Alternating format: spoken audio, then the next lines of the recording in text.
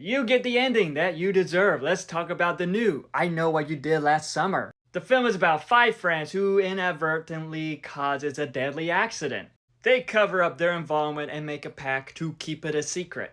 Then a year later, their past comes back to haunt them and are forced to confront a terrifying truth. Someone knows what they did last summer and is hellbent on revenge. And I've seen that this film get a lot of mixed reactions, and I have to say it is one I'm a bit mixed about. But with the cast who plays the set of friends, I thought they were good for the most part. With this film, it stars Say Soy Wonders, Madelyn Cline, Jonathan Hauer-King, Tyreek Withers, and Sarah Pigeon. This was a very interesting group, a very interesting set of friends that it takes inspiration from Gen Z. But with how these characters are, I thought they were okay for the most part. The one that stood out was Say Soy Wonders as Ava. She was the main star in this. And I thought that she was great. She was the standout. We do see Jennifer Love Hewitt come back as Julie and Freddie Prinze Jr. come back as Ray. While I thought it was great to get their characters back, it did feel like they were a bit unnecessary for this, but at the same time, it was still great to get them back.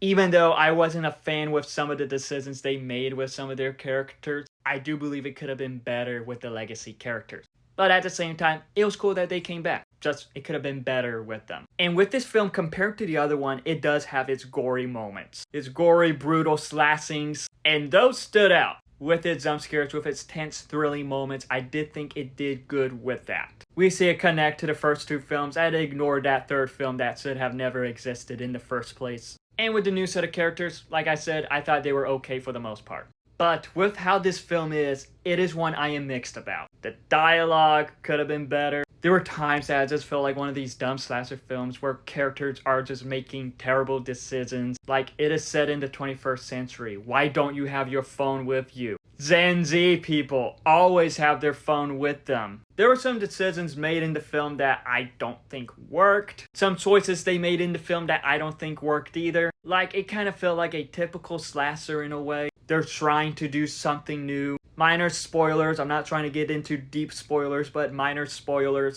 It did feel like that they tried to do something new, something unique with the reveal of the killer that just didn't work. I do not think that worked at all, and just felt pretty disrespectful for the character.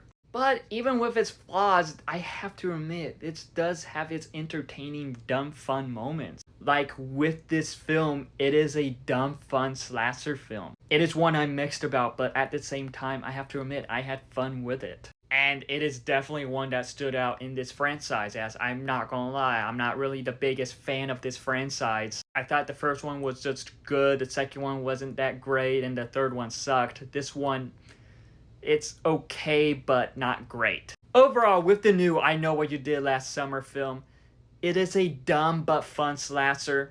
It could have been so much better, but at the same time, it is pretty entertaining. If you like slashers, you're gonna enjoy this one. But if you're a diehard fan of the first 2 films, I don't know. But have you seen I Know What You Did Last Summer? If so, what are your thoughts on it? Let me know in the comments below and follow me for more.